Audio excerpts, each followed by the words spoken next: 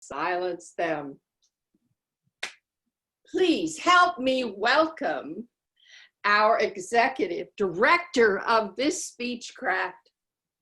She is a sponsor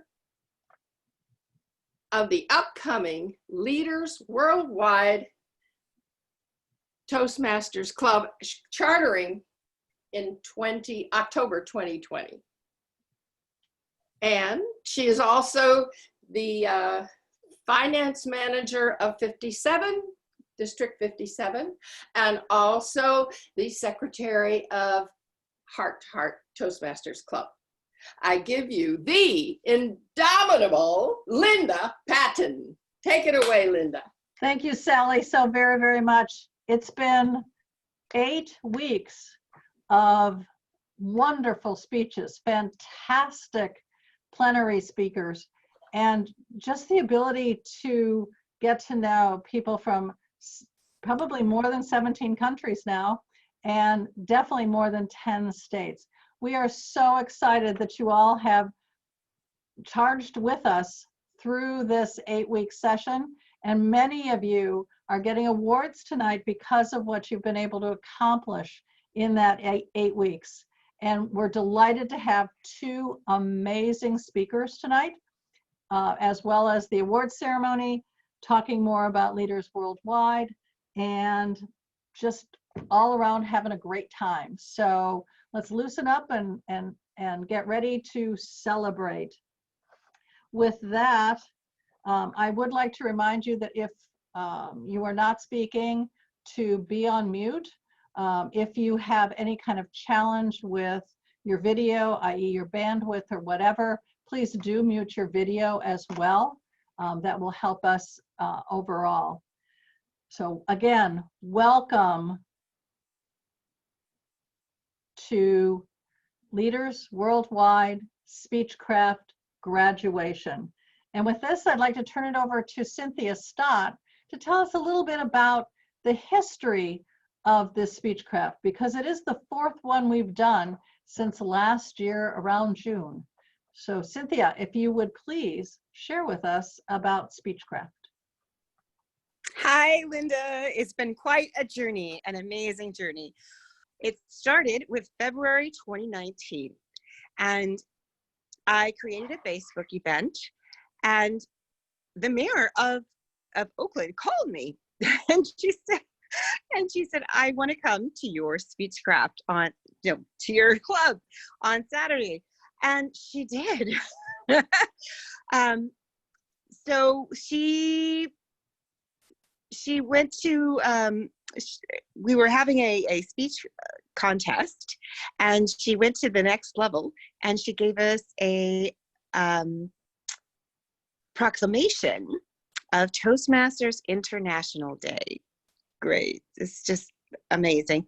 And then we were looking for a place to have the Speechcraft, and we had one at the Bellevue Club, and that was a beautiful, beautiful place.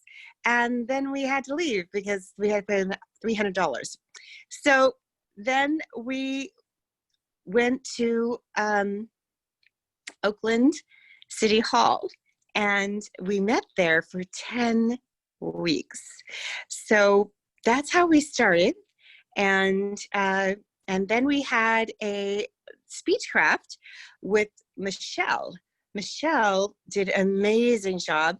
She really set the bar very high, and we have built it on top of that ever since.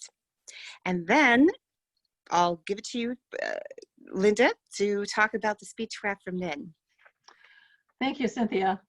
The current Speechcraft has been a labor of love with my guidance committee. It is my DTM project. And so my guidance committee was the beautiful Cynthia Stott, the phenomenal Michelle Peticolas, and Diane Pless. And they were there to guide me through this. And as Cynthia liked to say, it was like building the plane while you were flying it. And to be honest with you, it is so true. Each week we fine-tuned, we added things, we changed stuff, and it became this really phenomenal Speechcraft. And I have to thank Michelle for setting the standard for this, because I used a lot of the material that she had, and then we just blew it up because we were going international. Because we could use Zoom, we could bring in 60, 70 people, and we would have up to 99 people registered at any given week. And we had early on and through the middle of at least 60 to 70 people here. And can you imagine on week 2, 4, 6, and 8, when we had to break them out into breakout rooms so that they could speak? We could only have 2 speakers per breakout room, what that looked like with 70 people to split up between the various rooms. But it worked. It was, I can't say it was seamless, but it was close to being seamless. And we were really excited about everything that we've been able to do with this Speechcraft. And as Cynthia said, leaders worldwide will charter in October of this year. And she's going to talk more about that later on in the program. Now I'd like to introduce Michelle and have her talk a bit about the assessment after Speechcraft. Okay, so hold on. There we go. So the assessment after Speechcraft is a series of questions that simply ask you how you feel now in speaking. So the link, I'm going to put it there once again. In case you didn't get it, please pull it down from my Google's Docs and print it out, or just make notes next to on a piece of paper about how comfortable you feel talking to other people. So this is kind of a general thing. This isn't necessarily speaking, but how do you feel about talking to people? And then can you tell other people your views or ideas with ease? And then, Linda, do you want me to go through the whole series? I don't know that that's necessary. They've Great. got it. Okay. The whole idea is you filled, those of you who were here at the first session, you filled out the before assessment. This is a chance to look at how have you progressed? Are you more comfortable? Can you stand up and speak? You know, that kind of information. It's really for your benefit. But if anybody would like to share how they're feeling, that would be awesome too. We have a couple minutes to do that. And I just want to point out that that you rate yourself from 1 to 5, and 5 is highest and 1 is lowest. And I hope that was what you did the first time you rated yourself, so that you can compare and see how you were doing. Okay, back to you, Linda. How about asking for some shares? Oh, How you did before and after. Oh, okay. And if you don't have your before, you know, you can remember what you did. Or how you feel. Yeah, or how you feel. Okay, so go ahead. And do we want them to put it in the chat, or do we want people to just popcorn and share? Popcorn would be great. Okay, Yeah. So go ahead and unmute yourself and just jump in. Just go jump in there and I will make sure you get spotlighted. Anybody? How about Linda Berteau? Is she here? No. Sandra, how about you? We know that you've gotten a lot out of this Speechcraft. Yes, I have, and I enjoy it. Besides that, but you know, I like the speaking when I prepare a speech and speak it, share it with everyone. But you know, I'm not always so comfortable with sharing my ideas and talking to other people, especially new people. So I have to say that. I have to give myself a 3 on that one. But I have to say that I have watched you over the time in both Heart to Heart and in Oakland Hills, and I'm amazed at how mature your speeches have become and how interesting and compelling they have been. Well, thank you. You're welcome. But I need to prepare it. I can't just stand up and do it off the cuff. Well, I understand that. Misty, you got your hand up. Let's hear from you. Although I'm a new member to this club, I've been part of another club prior. I think one of the most interesting things I've learned is how to operate online with drama, with facial expressions, with voice variation. That's been a really important part because I really don't think the online world is going away. I think you're right about that, Misty. Well, thank you for sharing. Anybody else out there? Swarna, would you like to go ahead and share? I think you have to unmute. I don't hear you. I still don't hear you, Swarna. Oh, you know what's, yeah, I don't know why we're not hearing you. You're not muted. Maybe turn up your speaker or your microphone. No, I don't hear. Hello? Okay, we're going to come back to you. See what you can figure out. Okay, who else do we have that would like to share? Anybody else? Sally. Okay, go Sally. Can you hear me? You betcha. I'm beginning to get delighted to be with all of you and feel a little less self-conscious.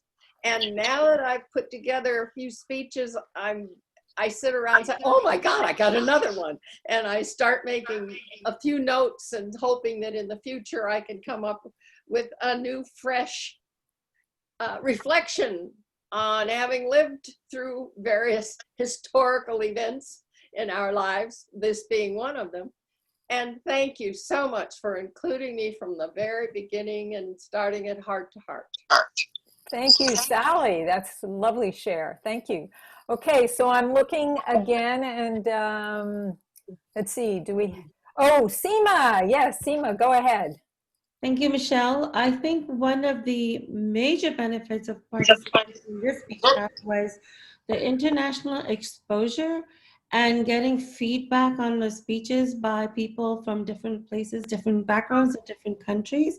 I think just took our, at least for me, my speeches to the next level, where I now have a wider variety of audience and know how to approach my speeches. So thank you for that. Oh, thank you, Seema. Okay, and let's see, anybody else? If you don't have, You want to check Swarna again? Swarna? Swarna. Okay, Swarna, you want to see if can you speak yet? Yeah, can you hear me? Yes, we can hear you. Yay! Okay, I want to thank all of you here for this opportunity because I was very, before this Speechcraft, although I have been a member of other clubs, but speaking in front of people was always an issue for me. I was very conscious about sharing my views. But because of this and the way you all have got out that energy in me, last weekend, I was the Toastmaster of the Day of a training program that we had for the division in Singapore by Ed Tate. So I was the Toastmaster of the Day and I also moderated the chat post. So I learned all that from you guys. So I'm really thankful for this exposure.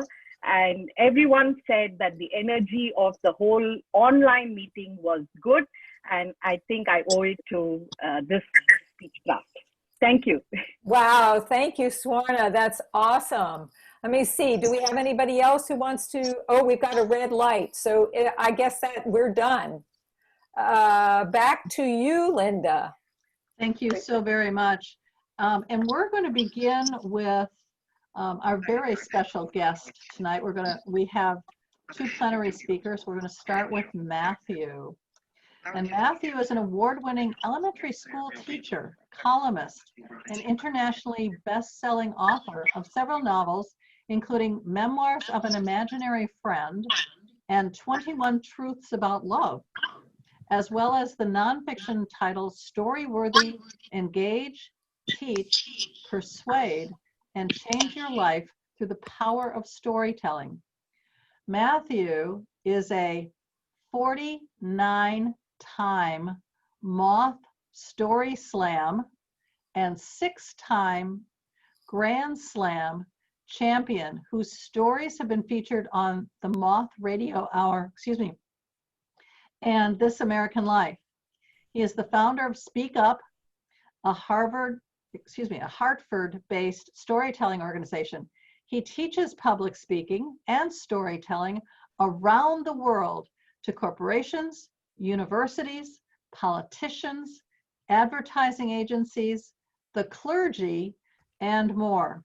He resides with his wife, children, and cats in Newington, Connecticut. Let's welcome Matt Dix, and the speech is Launching and Landing a Story. Launching and Landing a Story, Matthew Dix. Thank you very much. I appreciate it. I like a low bar, so I'd like to just add that I frequently shrink my wife's sweaters, and I perpetually disappoint my daughter, and I'm teaching my son to play poker right now, and he's disturbingly good at it, to the point that I'm concerned I'm going to have to stop him from playing, because I think he's sort of found a new pursuit at the age of 8, and I'm worried. So I'm not all I'm cracked up to be. I'm going to talk to you a little bit about launching and landing stories, which I think is probably, when it comes to the craft of stories, the most important parts of a story, sort of the beginning and the ends of stories. I like to think of stories as a plane ride. And if you're in a plane and you're sitting in the seat, you're getting ready to take off, I often think that as the pilot gets that plane in the air, that's the first moment of sort of concern for most people. That is the moment where we're sort of gripping the armrest and perhaps sweating a little bit. That's the first moment of fear. And then the second moment of fear, probably more so, is the actual landing.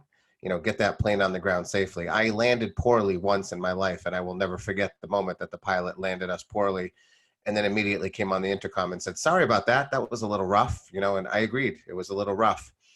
And I think that the same rules sort of apply to storytelling, that if you get the story off the ground effectively and you land it effectively, the audience will actually forgive a lot of the turbulence in the middle of your story. You know, if you are on a plane ride and you get off the ground and you land well, if it was rough midair, you kind of don't even mention it to people. It's really got to be bad in the midair to even bother talking about it. So get your story off the ground well, land it well, and in the middle will sort of take care of itself. Not that I'm proposing your middle should be rough and awful. You know, it should not be cringeworthy. But, you know, if we want to focus on one area of a story, it's the beginning and the end. So in terms of the beginning of a story, sort of launching a story, it's the area of storytelling that when I'm working with folks, it's the spot that I spend the most time with. I think it's the place where people make the most mistakes. I kind of believe that when we open a story, we have two choices. We can either establish characters and setting, or we can establish suspense, wonder, humor, excitement. And I always prefer the latter. And it seems like most people prefer the former.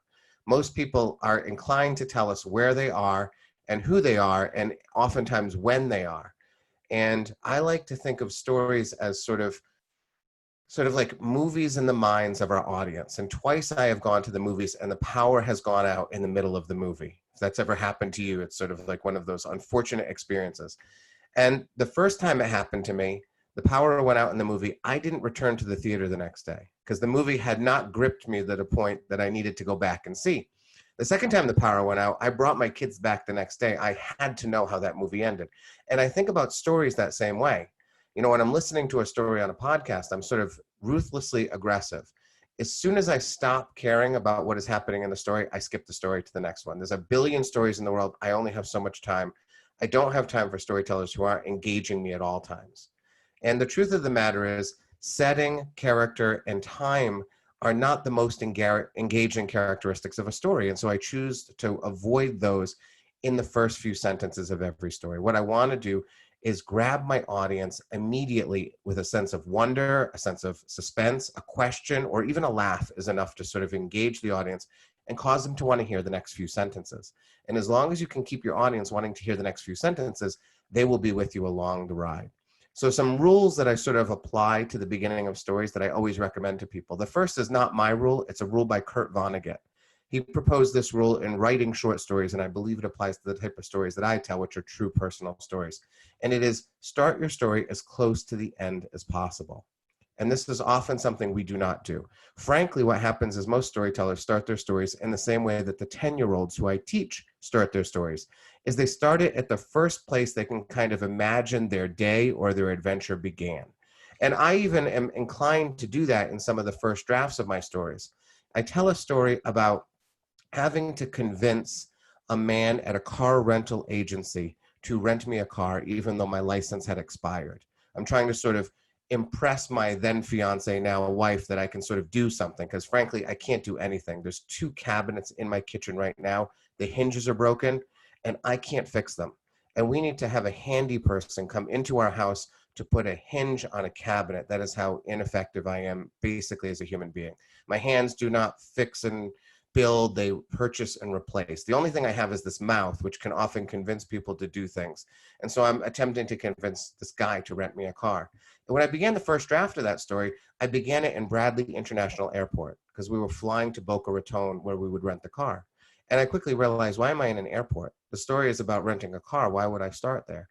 And slowly I moved the story from the airport to the plane, and then into the air, and then landing the plane. And then I had myself disembarking the plane. And then I had myself getting onto the shuttle to the rental car agency. And eventually the story begins with, I hand my license over at a rental car agency in Boca Raton. I move the story right up to the very moment where the story actually needs to begin. And I would contend that most people are not aggressive enough in this regard. It also really helps your story in a million ways. If you've ever seen one of the Ocean's 11 movies, for example, these are movies about robbing casinos. These movies always take place over the course of about 3 days. Now, realistically, if we were going to go to Las Vegas and rob a casino, we would not spend 3 days planning that robbery. But if I was to tell you, would you like to go see a movie with me where we're going to watch a bunch of guys plan the robbery of a casino over a 2-year period, and then eventually they're going to execute that robbery? Like, you would not want to see that movie. Or what you'd really want to do is come into the movie about an hour and a half when the robbery actually begins. Because it turns out that 2 years of planning is not very interesting. Filmmakers understand that we need to compress stories into a shorter period of time to increase stakes and increase excitement. We need to do the same thing with our stories by pushing them as close as possible to the very end. The other thing I always recommend that people do is begin with action. Allow your audience to feel like the story has already begun and they've sort of stumbled in on the story. So whether that action is I'm handing my driver's license over a counter to a car rental agent, or I'm running across a room, or even sometimes I use the word I'm standing. It's not much in terms of action, but it's a verb and I will live with it if I have to. But I want my story to begin with some form of motion, some movement. I want my audience to feel like it's already taken off and they need to sort of hurry up and catch up with me. If you start paying attention to film, and I really believe if you want to tell stories, the best thing to do is to start watching film and analyzing it, because storytellers are doing nothing more than creating movies in the minds of their audience. And the best storytellers sort of allow you to forget who you are and where you are at any moment. You know, the same way a filmmaker can do. You know, if you've ever seen the movie Titanic, right? At the end of that movie, you cried when Jack and Rose were in the North Atlantic and Jack was dying and Rose was clinging to that door. But it's kind of crazy that you were crying, because in all of that movie, that's actually a non-fiction movie with 2 fictional characters, just 2 really. They're the only 2 made-up people who never lived, and yet you're crying over the fictional characters, even though in your mind, you know, that's just Leonardo DiCaprio. Like, he's going to be in a bunch of movies coming up, and he's fine. Like, he is not dead in any way whatsoever. And that's Kate Winslet. She's going to be in Revolutionary Road next month. And yet somehow, even though we know all of these things, we know that these are the only 2 people who weren't actually on the Titanic, we weep at the end of the movie. It's because storytellers convince us that we are no longer where we are, no longer when we are, no longer really people at all. We are just like omniscient minds floating around the North Atlantic, paying attention to these people who suddenly we love and care about. That's what we're trying to do as storytellers. So if you start watching movies and pay attention to what the filmmakers are doing, we want to do the same thing as storytellers. Pay attention to the beginning of movies. Pay attention to the way cinematographers and directors choose to open their movies. They often, in fact, they almost always begin their movies with something is happening. There is motion, there is action. If you're an Aaron Sorkin film, maybe there's dialogue, but that dialogue is like action, so he gets credit for it. But most of these movies are going to begin with some action. Think about all the movies that you have seen in your life where the opening shot is we're flying over the ocean into the city of Manhattan. Even though flying in the ocean play no part in this movie whatsoever, the filmmaker understands, I'm going to sweep them up. I'm going to fly them into Manhattan because the opening scene is Four Ladies at Brunch. And Four Ladies at Brunch does not really feel like a sweeping into the movie action. So I'm going to fly them into brunch. And that way we feel like the movie has launched. That's the way we feel like our story has launched. So launch your stories in a way that engages your audience. It is the promise to your audience that the time you are about to spend is going to be well spent. And then the end of the story is just as important. And the end of the story, I'll say the simplest thing to keep in mind is you have to have something to say that is important, that is vulnerable, that is authentic. And it doesn't need to be a big thing either. It can be a small thing about you, a small bit of yourself that you would not be inclined to share with most people. In fact, the more likely it is that you are sharing something of great vulnerability, the more you're going to draw your audience in. Stories are not, though, about stuff that happened to us over the course of time, right? These are the kinds of stories that make us want to leave rooms. These are the moments in cocktail parties where someone's talking to you and you're hoping that someone else will come and join you so that you can leave that person and like abandon the poor soul who has to listen to the person who's still talking. These are not stories. These are the vacation stories where you ask your colleague, how was your vacation? And they begin telling you a point-by-point account of the vacation. You regret asking that question ever to begin with.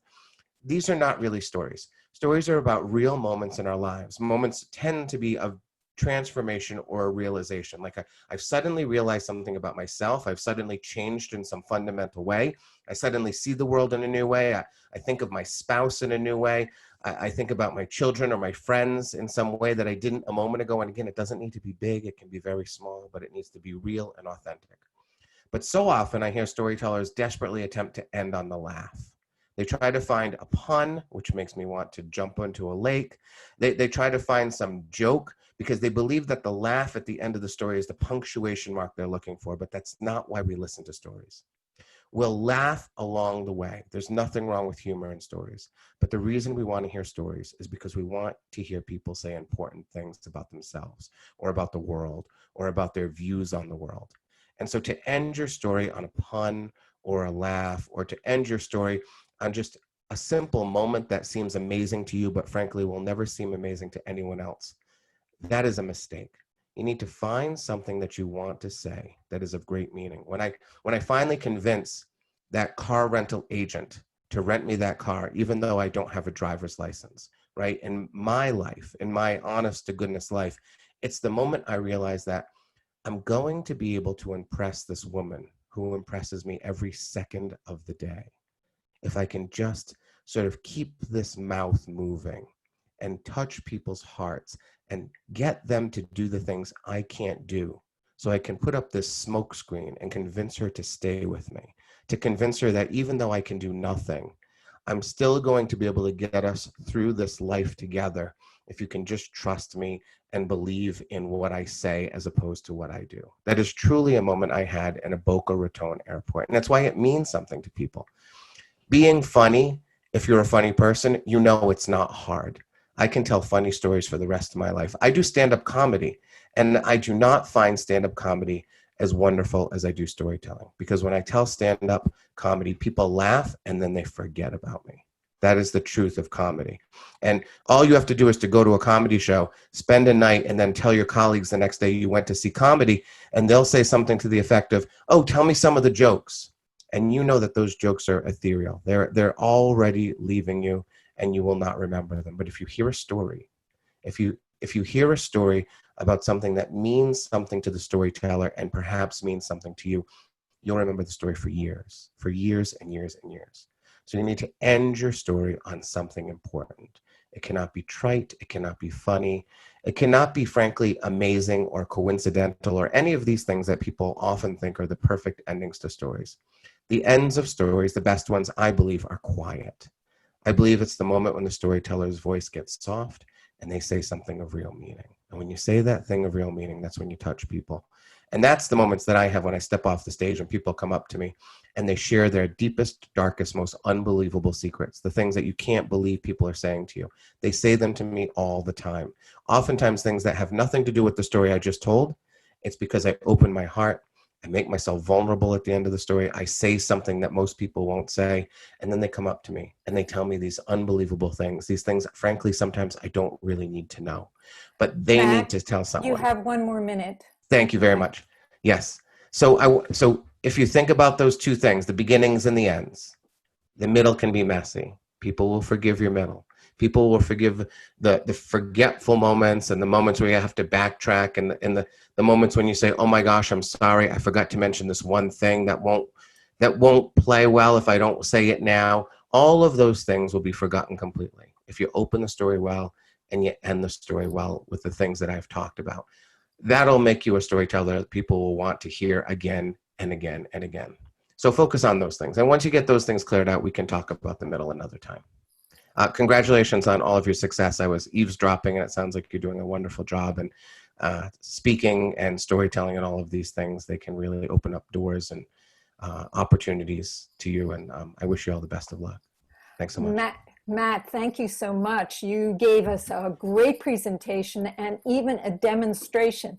Although I have to say that I thought your story needed to end on that experience in the rental car place to have had that final real point. But other than that, I thought it was amazing, and I realize how much that's important to me. There are some questions. Sure. Matt, you have such a warm, understanding, inviting voice. How did you cultivate that? That's from Diane Ployce, an amazing speaker. Oh, I don't know really. I mean, I think part of it, frankly, is just confidence. And for me, I've always been confident because I'm disturbingly arrogant and stupid. So it's sort of like the thoughts of other people don't penetrate my terrible soul. But I think what happens is through confidence, you can sort of begin to feel less rushed. You can begin to sort of own your voice and feel good that what you're saying means something. There's nothing better than speaking about something that you know is important and will land well with an audience. And when you get that level of confidence, I think that your voice and your tenor and really the person you are will come through clearly. And I think that probably helps a lot. We have another question from Swarna. She says, Matt, I'm currently working on a presentation on a project managed well. How do I convert that presentation of data into an interesting story? I realize facts tell, stories sell. So yeah, what do you do when you have a project managed, and how do you tell it as a story so that it has impact? Well, I do a lot of keynote speaking and I do TED Talks and things like that. And what I tend to do is I try to find a personal connection to the topic that I'm speaking to, whatever my sort of fact-based nonfiction content that I need to present. And that's what I teach a lot of people to do. I think that when we can connect a personal story to something that we're attempting to convey to an audience, we do a bunch of things. One is we connect to our audience. Once people hear you tell a story, and if they suddenly feel connected to you, you can almost get them to do anything. So I often open with a story that is intertwined with the content that I am also going to present. So I connect to my audience that way, and then I can use that story as a reference to any of that nonfiction content or any of those lessons that I want to teach my students or any of the ideas I want to present in a TED Talk. So finding the personal connection. I mean, I always say storytellers need to be a little self-centered. You have to afford yourself the opportunity to think about yourself, to know that what happens inside you is important and that people will want to hear it, and then to find the courage to actually say it and include it. And I get a lot of pushback from people, but eventually when I get them to actually do these things, when I get to them to incorporate themselves in their talks, the results are often extraordinary. Oh, that's really, really great suggestion for handling how to make your speech pop with a real story. We have another question, which is, do you have a recommendation on where to learn more about the intricacies of launching and landing stories as you described? Is there a book or is there some place that you recommend people learn besides Toastmasters? Right. Well, I mean, it's terrible, but I will show my own book. I had to read all the storytelling books before I could pitch my book to a publisher. And I didn't find one that I liked. And I know that sounds terrible, but it is true. So Storyworthy is the book I have written, and I deal with launching and landing stories in entire chapters. My wife and I also produce a podcast called Speak Up Storytelling. Every week we take a story from one of the shows that we produce and we analyze that story, we deconstruct it and talk about what's working and what's not. So we're focusing on beginning and endings quite a bit. And so that's sort of become a class in storytelling. We have more than 100 episodes. So you can learn a lot just by listening to other people's stories, listening to people deconstruct them, and then perhaps start deconstructing stories yourself. I think that's often the best way to do it. Be a listener. Be a real great listener for stories. Wow, that's amazing. So we have one more minute, and what are your thoughts on using powerful quotations in the intro and conclusion? I don't like it. Here's the thing. No matter what your powerful quotation at the beginning of a story is or at the beginning of a talk, if you ask folks at the end of the talk, what quote did I open my talk with? More often than not, they will not remember the quote. Quotes are really not memorable. Stories are memorable. It's when we create images in the audience's mind and we challenge their thoughts and their opinions that people remember things. The words of other people who we often use to open up our talks and our stories and things, they're just forgettable lines that mean something to us because we already understand the content that is to come. But to a novice person, to someone who does not know what is about to be said and who doesn't have that background knowledge, these quotes just fly by them and they're ultimately forgotten. And so I don't support it. I also feel like what you have to say is far more important than the words of someone who is probably dead, who said something smart a long time ago, and now you're just sort of picking it up off the ground and hoping it will brighten up your own talk. Brighten your own talk with your own ideas. Matt, thank you so much. Our time has run out, but this was so valuable. Thank you so much for joining us. And there's some great comments in there. If you want to share the chat or save the chat for yourself, you can click the little button on the side, the three buttons on the side, and share them. Yep. I mean, to share them to yourself, download them. But anyway, thank you so much. It was really, really great hearing your story. And we're going to send this back to our leader, Linda Patton. Thank you, everybody. Thank you, Matt. That was a beautiful, fantastic presentation. I learned a lot from it as well. So thank you. Now we have a second phenomenal plenary speaker, Joan T. Lewis, DTM, from Los Angeles, California, joined Toastmasters International 19 years ago. Her home club is Praise Masters in District 1, which she chartered over 13 years ago and has remained a President's Distinguished Club for 12 years. Over the years, she has held several leadership positions in Toastmasters, including District 1 Director and Region Advisor and International Director. In addition to earning 2 Distinguished Toastmasters Awards, Joan has received several awards in her leadership journey, both in Toastmasters and outside. Most notably, the 2017 Toastmasters Presidential Award and the NAACP 2016 Meritorious Woman Award. Because of her skills Joan learned in Toastmasters, she has owned and operated her own business for 13 years. Joan says, the most important benefit I received from being a Toastmaster is the confidence and courage to pursue and achieve goals I never thought possible. That's why Joan says she's still fired up. So let's welcome Joan Lewis, Leadership Crucibles. Leadership Crucibles, Joan Lewis.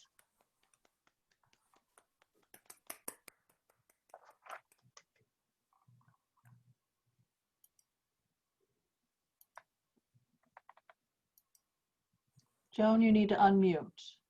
And Michelle, you need to spotlight her. I'm looking for her. I haven't found her yet. Oh, okay. Maybe she. Sorry. There she is. I'm here. Yay. Hey. I am so sorry. I was sitting on another Zoom call thinking I was here for a half an hour. And it occurred to me, what am I doing here? And then I got an email from Cynthia and she said, where are you?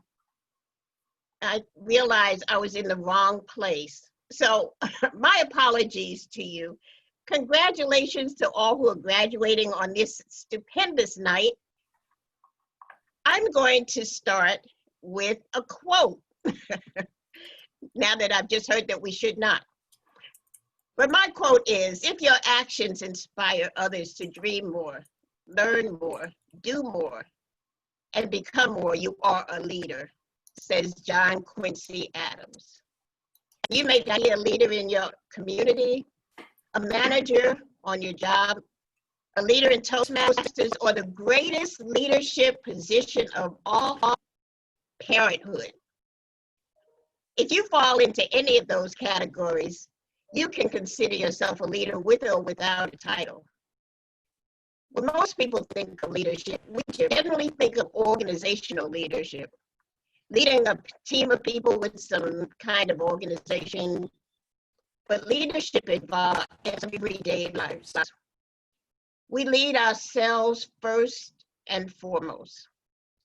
We lead our families. We may lead our friends. And when we become more proficient, we lead our churches, our schools, and in businesses. I want to talk tonight about leadership crucibles. Now, figuratively speaking, a crucible is an extremely difficult experience that forces you to rethink your entire approach to life. It brings out the very best or the very worst from someone and reveals the qualities they possess inside. My crucible happened early one morning, 4 o'clock in the morning. I heard my 24-year-old son calling, "Mom, Mom." My husband and I raced to the living room where we found my son laying on the floor gasping for air. We immediately called the paramedics, and when they arrived a few minutes later, my son, when he heard the sirens, he ran to meet them but collapsed on the front lawn. One of the paramedics came inside and told us that they were taking him to the hospital. My husband and I were still in our pajamas, and so we told them that we would meet them there as soon as we got dressed. As we were getting dressed, the phone rang, and the person on the other end said, "Are you coming? We need you to come." We answered, "Yes, we'll be there shortly." So on the way to the hospital, I told my husband that Michael would be okay because this was only his second asthma attack, and he was still talking, so he must have been taking in air in his lungs. I thought I was speaking from experience, having had asthma myself, and I had been rushed to the hospital many times and spent much time at the hospital. So I thought I knew what I was talking about. When we arrived at the hospital, they ushered us into a small room. And they told us that the doctor would be there shortly. I wondered, why didn't they just take us to Michael's room? Well, shortly, the doctor entered. He did not mince any words or waste any time. The words he spoke are forever blazoned in my mind. He said, "I have the worst possible news to tell you. Your son has died." The room began to spin as I sank to the floor and tried to make sense of what he had just said. For the next several years, I struggled to function in the world. One Sunday, when I went to church, the choir was singing a song that had these lyrics: "You are important to me. I need you to survive. I won't harm you with my words. I need you to survive." I would like to tell you that everything changed for that moment, but as those words got through the fog in my mind, I decided that I would survive. And I did survive. I took an assessment of my life, and I decided what was important and what I really wanted to do. And I felt that because I had had asthma and I was spared, I had purpose in my life. And I wanted to be the best that I could be because I was still here. Now, a leadership crucible is a challenge or crisis that proves the leadership capacity in every person. It becomes a defining moment in their leadership journey. I faced my leadership crucible when I was elected District 1 Director. I was all excited, and I was getting my team together, making plans on how we were going to be successful that year. And then I got an email from a person on my team. He said that I was unfit for the role. He said I lacked the intelligence to run the district and that I would take the district back 20 years. Up until that time, people don't like me. But that experience could have caused me to retreat, but instead, because it energized me. You see, I had been strengthened by the first one, and I was determined that I was going to be the best leader that I could be. That year, we finished as the select distinguished district 12th in the world. Journalist Gail Sheehy says the secret of a leader lies in the test he has faced over the whole course of his life and the habit of action he develops in meeting those tests. Once a potential leader experiences a crucible, they're transformed forever. The crucibles that produce leaders can be as varied as having to work with someone you don't like or respect, or facing a health issue, losing a job, or losing a loved one. Most leaders have several events that transform them, but every great leader experiences one transforming crucible. There are 5 qualities of a crucible. 1, they are necessary. They're necessary for the leader to know what's inside of her. We don't know unless we're tested. They're necessary for the people the leader leads so that they know who their real leader is and they know what's inside that person. You see, respect is earned on difficult ground. The leader earns respect in times of adversity, not ease. Number 2, they reveal maturity and immaturity. These moments come to us ready or not, but most of the time, the first one is involuntary. No one wants to go through difficult times, but mature people go through the crucible effectively and victoriously. Immature people remove themselves from it as quickly as they can. I could have removed myself from district leadership because I learned that there were some people that may not like me. But when you remove yourself from the crucible, we don't become the leaders that we could be or have the stature and respect that we could have. Number 3, they purify motives and shape ambitions. These tests are cleansing and purifying because they help a leader sort out what's important. When I finally learned what was important in my life, I was able to have the courage to quit my job and start a business. And I realized that all of the skills that I needed to run my business successfully, I had learned in Toastmasters. I learned marketing. I learned how to negotiate. I learned how to talk to people and network. I had what it took, and I didn't know it until I started it. Number 4, they either become an obstacle or an opportunity to fulfill one's purpose.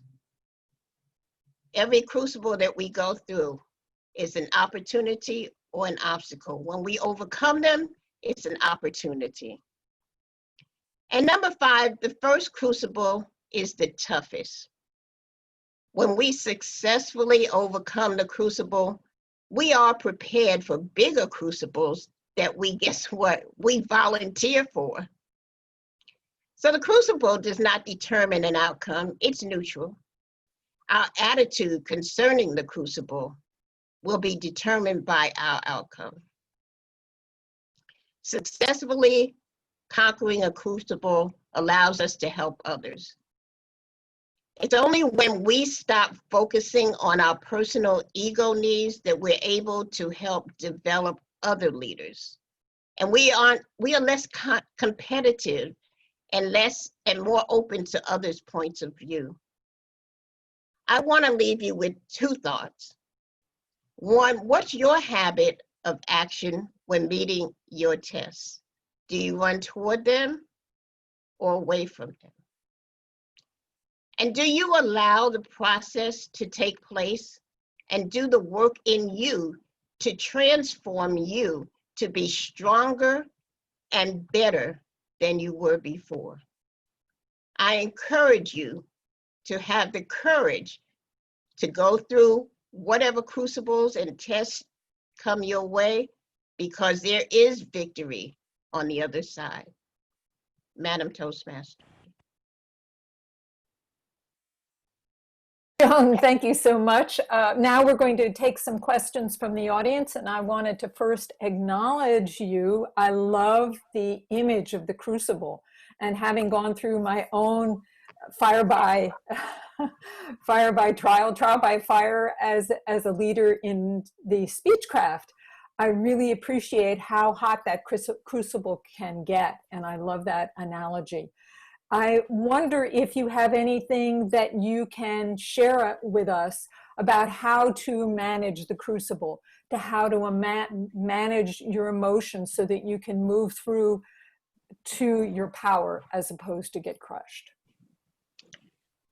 One of the things that I realize, thank you for those kind words, by the way. Well, one of the things that I realize is that I needed to take myself less seriously, to always remember that there is another side. You know, when we are teenagers, when we were teenagers, it seemed like whatever happened was going to be the end of the world. But as we gained some experience, we realized there's going to be an other side. Just like the situation we're in now with COVID, there's going to be another side. We just have to hang in there and be tough. Hang in there and be innovative and creative. And so many things have come out of this COVID situation are good for us. And so when we realize there is the other side, and on the other side, we're going to be much stronger than we were before. Thank you, Joan. Those are really, really great ways to look at it. It's all a matter of perspective. So we've got a number of comments. Other people love the crucible. One person said, where can we see more of you? How can we follow you? Is there information that you can give us about how we can just follow your career and what you're doing now? Well, I just got off the board of directors for Toastmasters as of August. So I'm breathing. Okay. Taking a breath. Okay, so we'll keep an eye on you in Toastmasters and see where you show up. And let's see, Cynthia was very interested in how you overcame the crucible of your son's death, which has got to be one of the most awful, awesome crucibles out there. It was. And it took a very long time, but I realized eventually that I was still here and I had to make good use of my time. I don't want to leave this earth without being the best that I can be. And that is what inspires me still today. I want to be the best. I feel a calling to leadership, but that is not a destination, that's a journey. Absolutely. And you never reach perfection. So for your whole life, we can learn and lead and help others. And that's what inspires me to go on. Joan, thank you. That is so amazing. And I want to, you know, like just say more about that. I think the way in which you handled your child's death is like exactly what we need to do in any crucible that we're in. Joe wants to know, first of all, he said your speech was very inspiring and it reminded him of some of his crucible moments, but he wanted to know again what the 5 crucible moments are. I got 4 and 5, but I didn't get all of them. So first, they're necessary. They're necessary, okay? Then, so let me make yeah, sure. Right. Must be tested. Oh, that's part of the necessary. So, well, that's part of the necessary because they're necessary for us so that we know how strong we are. They're Right. necessary for people we lead because they need to know how strong we are. Right. And then it reveals maturity and immaturity. Is that number 2? Yes. Okay. And then 3 is they purify motives. Got it. Yeah. And shape ambitions. Yes, yes. Yes, okay. And 4 is that they become an obstacle or an opportunity. Your choice. Awesome. And then 5? 5 is that the first one is the toughest. Yes. Yes. And usually not one we request. but it's so interesting that after we go through that first one, we are not afraid to take on more. Oh, I so agree with you about that. You got a lot of lovely comments in here. If you want to make sure to save the chat. A lot of people found your speech very inspiring. We have run out of time. Thank you, Joan, so much. I just thought your speech was so empowering. And now we have to go back to our fearless leader, Linda Patton. Linda. Thank you, both Joan and Matthew. They were brilliant speeches and so inspirational and just perfect for our graduation ceremony today. With that, I want to congratulate everyone who's here. There are 38 people on the call today, and I want to just congratulate you all for having survived the 8 weeks and are here at the graduation ceremony. With that, I'm going to share my screen. I'm having a hard time. And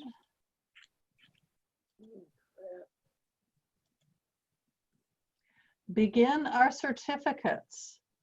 And we're going to start with certificates of appreciation. And these are for key individuals that were on my team and who were working behind the scenes and in front of the camera as well. And I wanted to give them a special shout out. The first one is to Amelia Blake, who was our Speechcraft coordinator for level 3. Amelia, thank you so very much for your leadership. And you had the most difficult of the level coordinators because yours were doing all sorts of interesting things and there were more of them as well. So again, congratulations, and I am so blessed to have you as part of my team. Curtis Greaves. Curtis managed our plenary speakers. He was the coordinator for them. He gathered all of their biographies, their information, and really brought that all together for us, including their pictures, so that we could actually do some PR with it as well. We've done some marvelous things, and we'll get to that in just a minute. So thank you, Curtis, for being on top of all of our plenary speakers. Cynthia Stott, Guidance Committee Advisor, Leaders Worldwide Sponsor, and when Marissa Smithwick had to withdraw, she took on the Speechcraft Coordinator Level 2. Cynthia, I don't know how we could have done it without you, and I thank you so very much for being a part of this Speechcraft. Emmanuel Ajumi, our wonderful gentleman from Nigeria, who was our publicity and social media coordinator.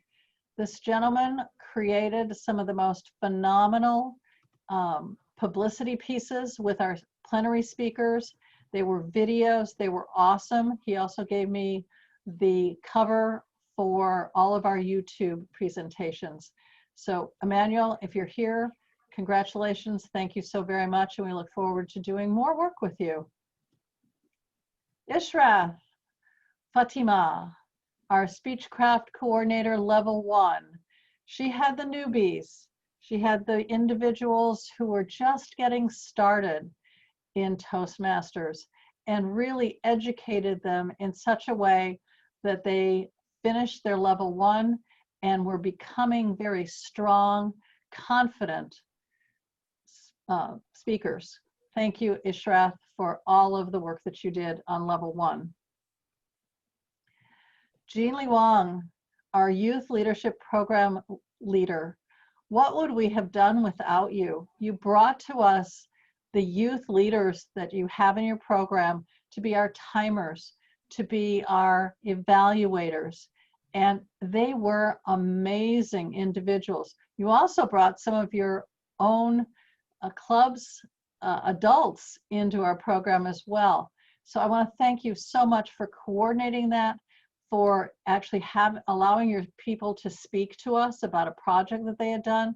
They were so inspiring, and this is the next generation of Toastmasters, and already they're accomplished evaluators, timers, and speakers. Thank you, Jean, for all of your work. Caitlin Phil, our Cohort Advisors Coordinator. We really beat you up, Caitlin. We had you designing very detailed agendas for each of our cohort advisors so they knew exactly what to do in their rooms, especially in Level 3 where they didn't necessarily have a Speechcraft coordinator with them.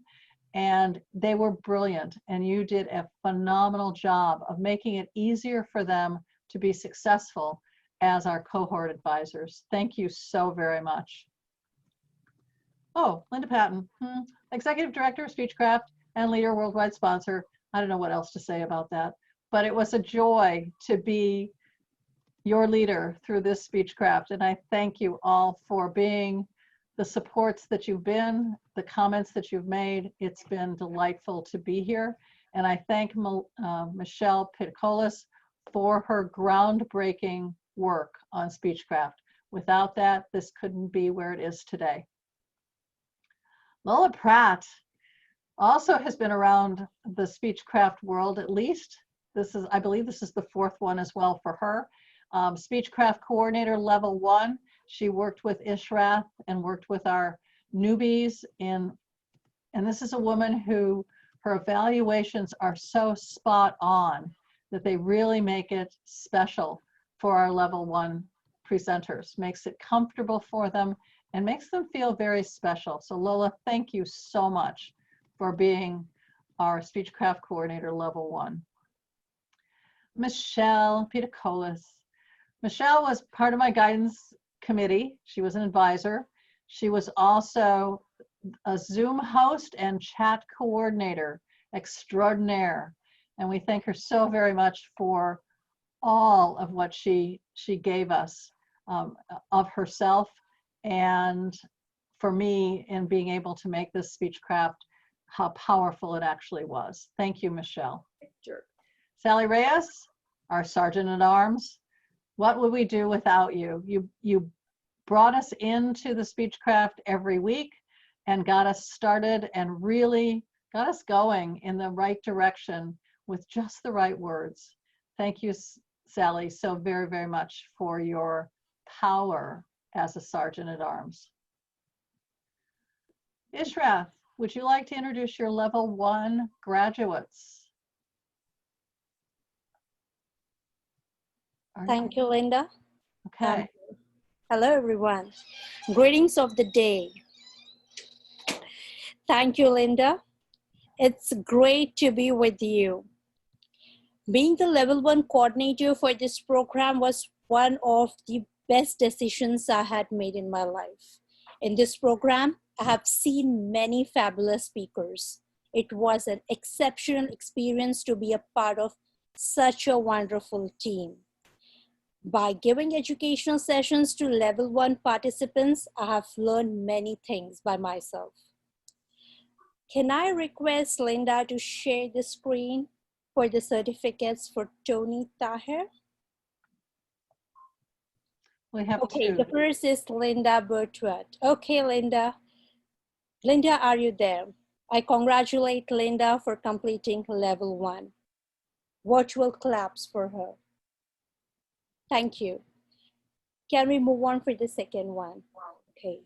Thank you, Tony. Thank you, Linda. Tony is the second one.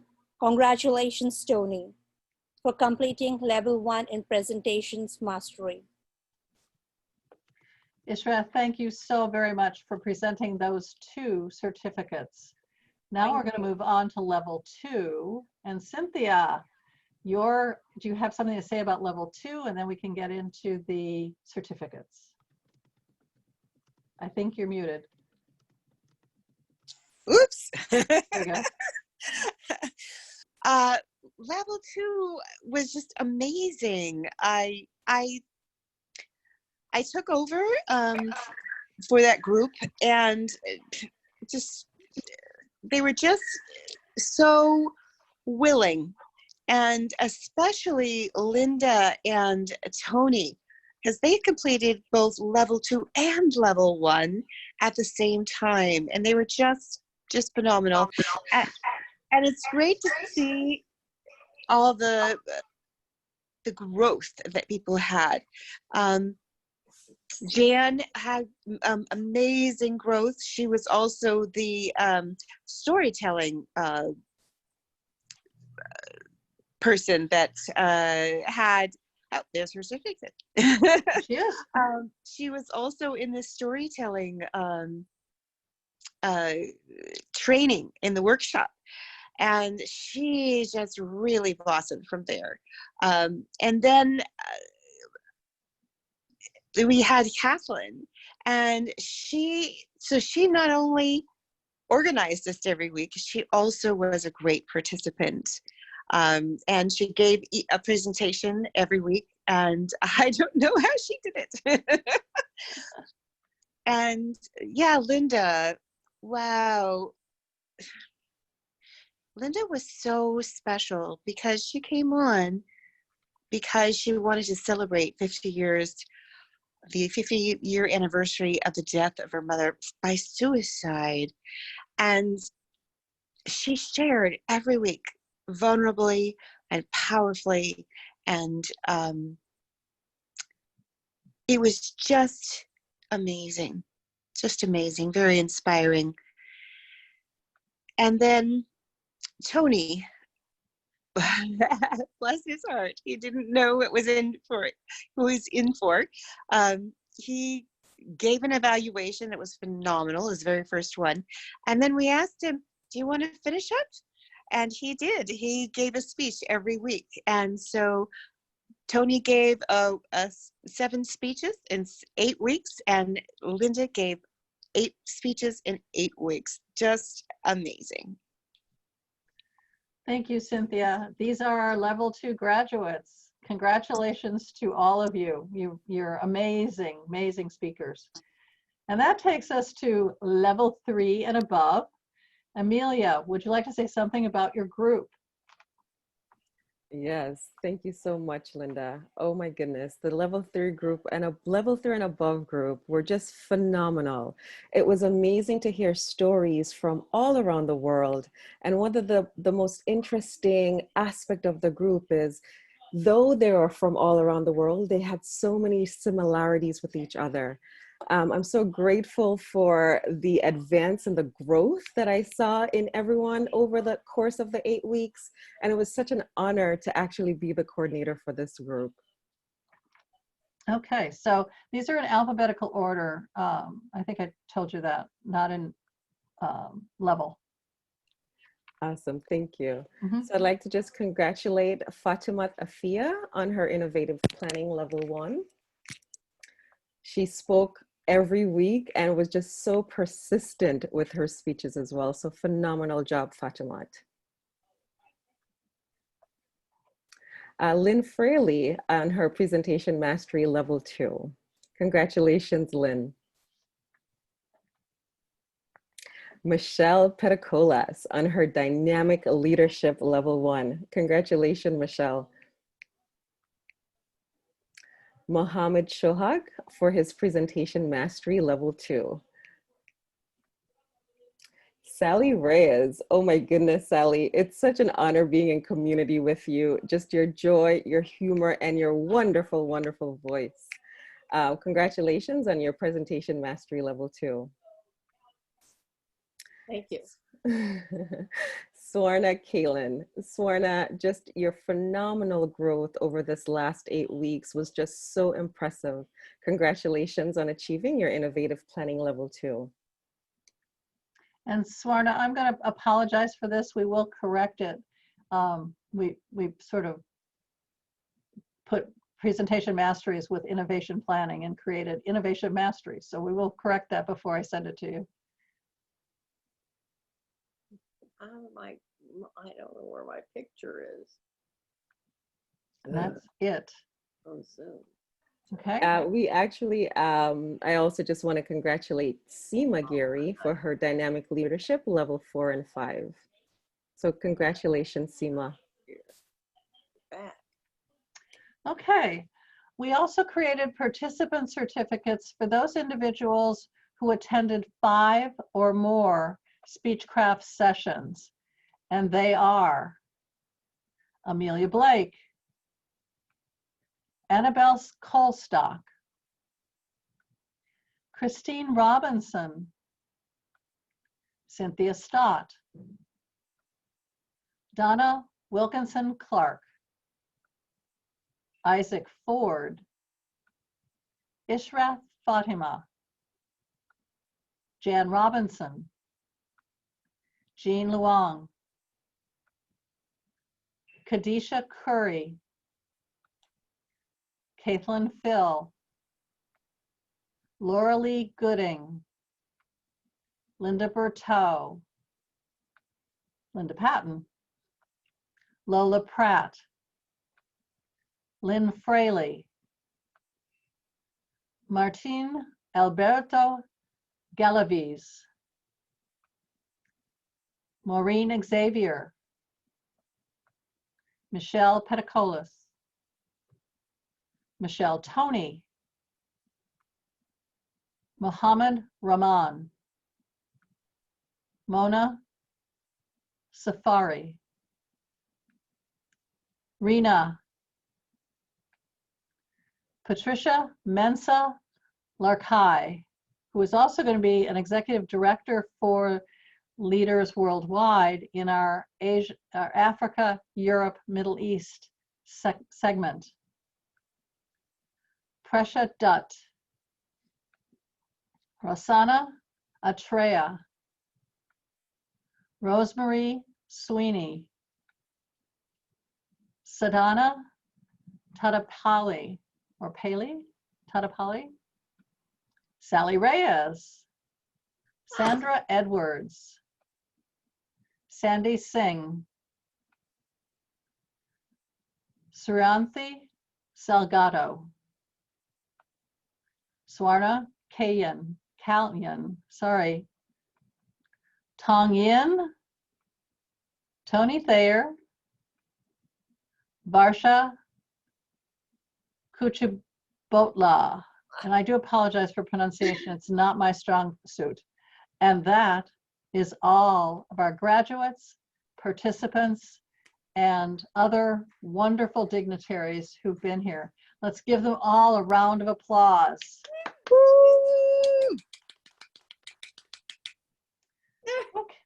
Okay. With that, I would like to turn this over to Cynthia Stott to talk about where we are with leaders worldwide and what we're shooting for in October. Cynthia? Great. Thank you, Linda. We're going to continue. We're going to keep doing what we're doing, and we're going to start as a club.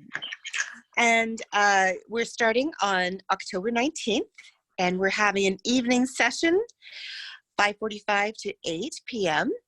And then that's the first, third, and fifth Mondays, if we have a fifth. And we're going to be meeting in the afternoon for our Africa and Middle East and Europe. Europe, yeah. At 11:45, and we end at 2 o'clock. And we're just so excited what we're going to be doing, and we hope that you will join us. If you want to join us, you can email me at Cynthia Stott, DTM at gmail.com. It's gmail.com.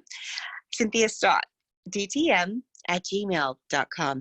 And we're going to be celebrating with our inauguration and making all sorts of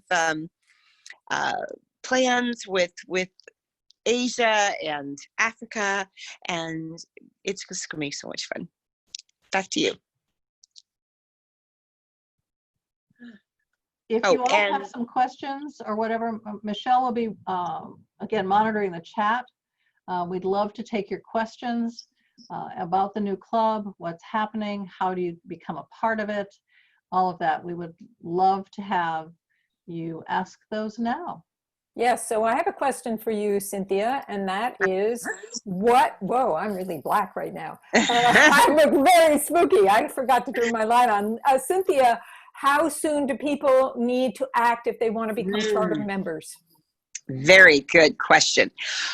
October 8th is our last day that you can become a charter member. And so be sure to email me and get your application in and your payment in all by October 8th, because we're going to do a special vote after that. And so we want to make sure that we have all the applications in.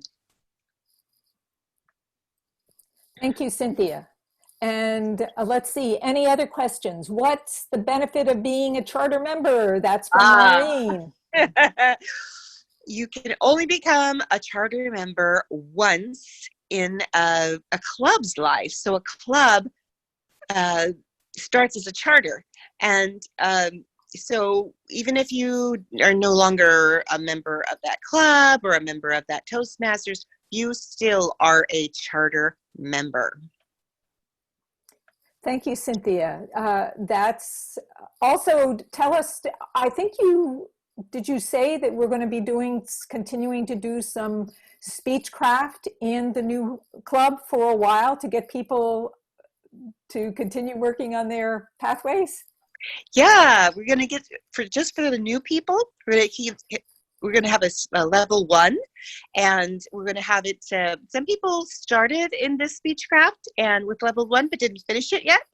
And so they're going to get a chance to finish it.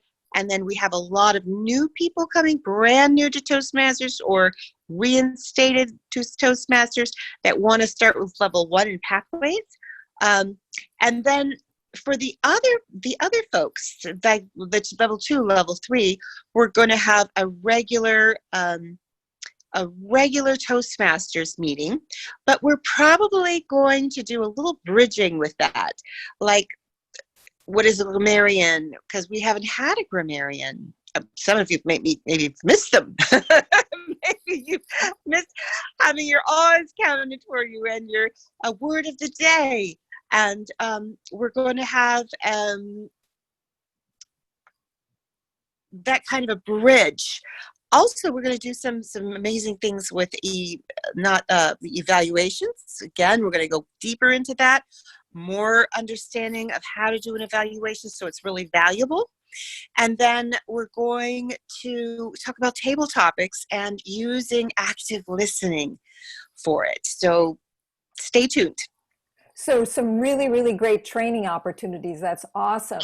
The other question I had was, we have different times that this club is going to be meeting, sometimes and in the evening like we've been doing now, and sometimes in the afternoon to help those poor people who have been coming in the middle of their night to join us. So how does that work, and can we come to both? Absolutely. You can come to every single one. You are a member of the club, and the club meets every week, and it just has a little different meeting time on the second and fourth Mondays. We're going to meet in the afternoon, and that's so that everybody can have a chance to be on this amazing Leaders Worldwide. And here's a question, Cynthia, what inspires you to keep going with Speechcraft? Insanity. No, I just I'm so passionate about helping people to speak their truth and to speak to a global audience. That's what I'm all about. And here we have it. We visioned it, we planned it, and here it is. And you start off with a global audience. You don't have to build it. It's already here. Wow, that's amazing, Cynthia. Thank you so much. And let's see if we have any other questions. Linda, do you have any questions for Cynthia? Have we missed anything here? I don't think we missed anything, although I didn't think we were going to meet on the 5th Monday of the month. Yeah, that was a new one from Toastmasters International. They told us we had to? They said if we wanted to have officer elections every 6 months, we have to meet every week. So we threw it in there. Wow. Okay, so what about officers? Are we going to do any training about officers? Because we actually have to populate this new club with officers. Right. We're going to be, we have a whole slate. Everybody gets to, you get to throw your hat in the ring no matter what. And we're going to train their officers a little bit. We do have some virtual trainings, but we're going to have some more individual trainings. And mostly, though, we are looking for people who have been officers, and so that they know what they're doing and they can hit the ground running. But we also want brand new people. If you think, I would love to be on the VP PR team to do public relations, and I don't know what to do, but throw your hat in the ring, and you could be a part of the committee. And if you're an experienced person, we really could use you to help the people that are inexperienced know what to do. Cynthia, thank you so much. We're out of time for your segment, and I believe we have to go back to Linda Patton for takeaways. Yes. Linda, yay, our favorite part, the chocolate. Yes, it's chocolate time. So, anyone have comments about what we've experienced tonight, what you've experienced over the Speechcraft as a whole? It's our last takeaway, and it's the last chocolates that I have for you. So throw it at me. So if you're going to speak, you have to put your picture up there so we can see you raising your hand. Just saying. I see a cat. Does the cat want to speak? No? Some takeaways from tonight. Did you get anything out of it? I mean, well, I'm going to raise my hand. I thought those were two awesome speeches. And I learned a lot about storytelling and also about the crucible of leadership. And that it just made everything make so much more sense. So I'm ready for my chocolate. There you go. And Caitlin Hey. and then Seema. Oh, we have Maureen too. I think she had her hand up. Didn't you, Maureen? Mhm. Yes. Okay, so who wants to go Lead away. first? Go ahead, Maureen. Oh, thanks, Emma. So I got so much out of the storytelling part, and I really appreciated Jean's presentation. I have to say, every time I show up, I come away expanded into way more of a possibility of what speaking can be than I ever would have imagined. So thank each one of you for being here and launching Speechcraft. You're so very welcome. And enjoy the chocolates. Okay, Seema? I was going to say that I got a new insights to storytelling from before, and I'm one of those who loves to use quotes. I don't do that anymore. And I just appreciated how the name is not coming up, the second speaker right now. Joan. Lewis. Her speech was very touching, and she shared such vulnerable moments. I can't imagine going through the experience that she had, and just appreciated her sharing that. Thank you. And your chocolates, madame? Caitlin, and then Sally. I just love there's a special kind of magic to this group, and I always try to figure it out, what makes it just beyond the rules, beyond what should be. And you'd think, well, maybe it's gonna go off in some wonky direction, but because it has true heart and true brilliance to it, it always just jets out there and leads me ahead. So I just am so thankful to all of you, the team, and to the advisors and all the brilliant go for broke, do their best speakers. It's been just gorgeous. Fantastic. Thank you so very much, Caitlin. And your chocolates, my dear. Thank you. And Sally.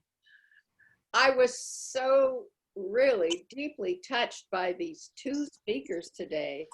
They made so much clarity in my life and my future, choosing a story and how to approach it. For some reason, this clicked. I don't know. I just think the times that we've spent listening and thinking and writing, this one, it just glued everything together and gave me excitement for how I'm going to approach my next story or my other stories that I'll bring back, because I understand it more clearly. Thank you so much. Fantastic. Anyone else? Hey, wait a minute. What? She got to get her Oh, chocolates. I'm sorry. Here you go. And don't put Pepto-Bismol in it. I did not put any Pepto-Bismol in it. I put a little rum. Anyone else? Sandra. Yeah, I was really enthralled with this storytelling, with Matt's talk about storytelling. You know, I've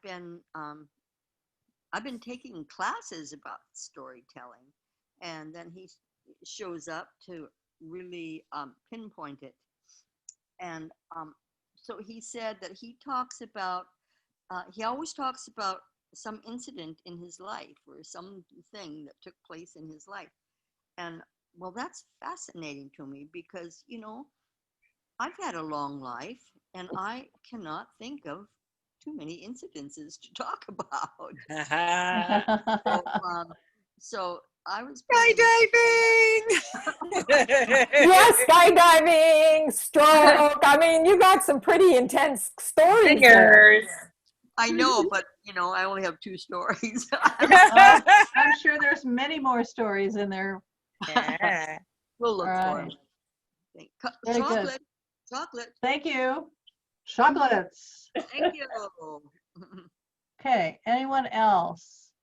Okay, so we should at least have one person who's not from, well, of course, all of you who are coming on are on in Heart to Heart right now, but let's see some other people showing up. You can tell how amazing Heart to Heart is that every one of us has spoken. Cynthia, did you have something to share? We might as well make it a full. Mona has something to say too. Oh, Mona, great. Let Mona. Hi. I'm not part of Heart to Heart, so I think that could be my turn. I believe Matt left the meeting, right? Yes. I was just wondering how beautifully you people speak, but I was wondering, how about for non-native speakers? I can answer that. We always talk about stories and having speeches and being a good storyteller and journaling and those kind of beautiful things. But what do you think of what should be the language that we're using for those? Should it be our mother tongue or should it be English? It's always a little bit, it can be challenging sometimes. So if you read my journals, it's mixture of both languages. And I think tonight's speech, both of them were wonderful, but the storytelling speech, Matt's speech was, it stuck in my mind, and I'm thinking maybe I should get back to writing. You know, I used to write stories, very short stories when I was around 9-10, but then they told me, no, just stop it, and that was end of it. So now I'm thinking maybe I should, I don't know, just maybe for myself as journaling or more detailed journals or more story kind of journals and start from there. So I think that was a really good reminder. I really appreciate the whole 8 weeks that I joined and each and every one of you. Thank you, Mona. It's been a joy having you as our timer, our head timer. And now you're the administrative manager for District 57. Woo-hoo! Wow. Okay, and here is your chocolate. Woohoo, thank you. Okay. Anyone else? All right, we're going to move on. Final announcements and reminders.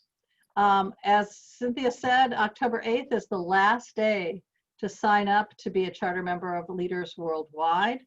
Please email Cynthia, Michelle, or myself. Any one of us can answer your questions and can make things happen for you. The inaugural session, as we said, is October 19th at 5:45 to 8 p.m. And our second is on the 26th, 11:45 to 2 p.m. Pacific time. Okay, and now to break Matt's rule of don't end on a quote. We're going to end on a quote by another dead poet, Henry David Thoreau. Go confidently in the direction of your dreams. Live the life you have imagined. And on that note, let's close our Speechcraft session for now. Bye-bye. Bye. Thank you so much. Congratulations, everybody. Well done. Yeah, awesome. Amazing. Well done. What a Yes, way. What an congratulations to ending. everyone. Congratulations. Great job. Thank you, Lola. Did we take a photo? No. Oh, okay. Whoops. Forgot. It's not on my radar. Wait a minute. Stop, don't go leave. Let me, Lisa, get one page, okay? Hold on a second. I can do it, just one. And any of you who can turn your pictures on, that would be awesome, please. And this, whoops, desktop. Hold on, I want to get this picture. Okay, got it. Thank you. All right. Thank you all. Thanks for the Bye-bye. reminder. Yeah, thank you. I look. Wonderful. Don't Thank catch the you. end Bye of Monday bye. Night Football. Bye-bye. Bye-bye.